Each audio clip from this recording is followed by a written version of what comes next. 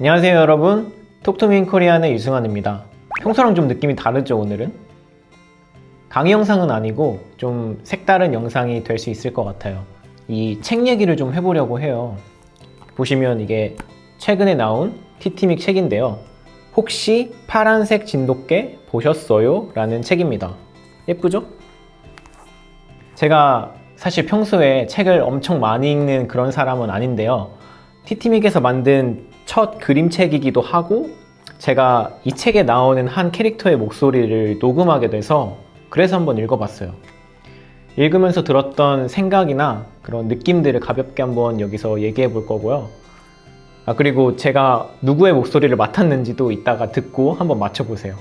우선 제가 이 책을 읽을 때 뭔가 머릿속에서 그림이 되게 잘 그려진다는 그런 느낌을 받았어요. 그래서 역시 티티믹 책이구나 이렇게 생각했는데 생각해보니까 이게 그림책이라서 더 그런 것 같더라고요. 어렸을 때 이후로는 사실 이렇게 글씨만 있는 그런 책만 읽고 그림이 함께 있는 책을 읽을 일이 별로 없잖아요. 만화책 빼고. 근데 오랜만에 이렇게 그림이 들어있는 그런 책을 읽어보니까 뭔가 색다르고 몰입도 좀 더 잘 되는 그런 느낌을 받았어요. 그리고 책 표지도 그렇고 이렇게 안에 있는 이 그림들도 그렇고 배경이 전체적으로 좀 어두워요.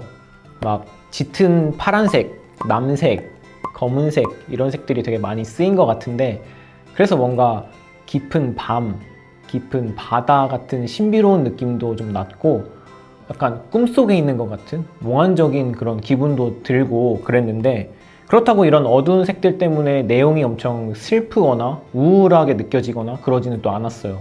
그래서 전체적으로 그냥 책에서 느껴지는 분위기가 되게 좋았다? 네, 그런 생각이 좀 들었어요.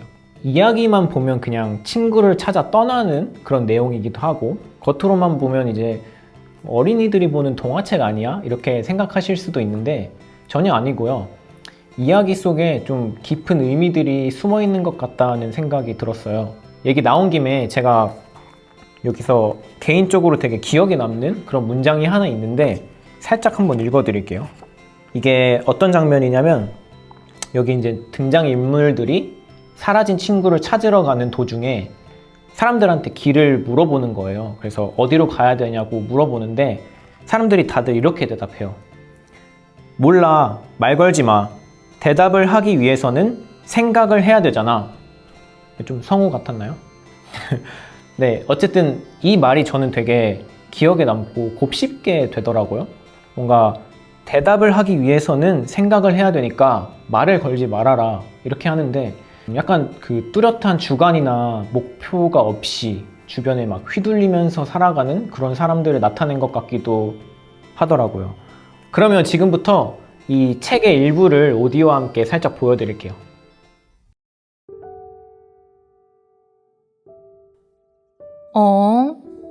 그런데 진이는 어디 있지? 아무 말도 없이 갑자기 진이가 사라졌어요. 삽살이는 지나가는 사람들한테 물었어요. 저기요, 혹시 파란색 진돗개 보셨어요? 저기요.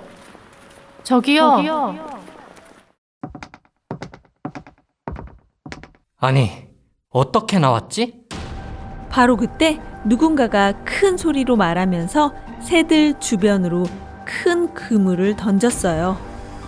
어서 도망가자. 오리는 혼자서 하얀 탑에서 나와 뒤도 보지 않고 최고 속도로 날았어요. 당장 가서 모두를 구하자. 핑이 원정대가 간다. 뭐야, 담비 원정대라고 하자. 삽살이 원정대가 더 좋지 않아? 완전 이상해.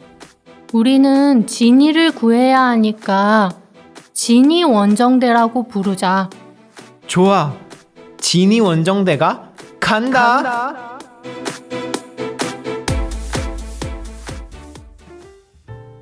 네, 이런 그림과 이야기가 담겨있는 책입니다. 제 목소리 찾으셨나요? 어쨌든 오늘 봤던 이 혹시 파란색 진돗개 보셨어요? 책과 오디오 모두 톡투민코리안닷컴에서 찾으실 수 있거든요. 그리고 제가 영상 하단에도 자세한 내용 남겨놓을 테니까 한번 확인해 보세요.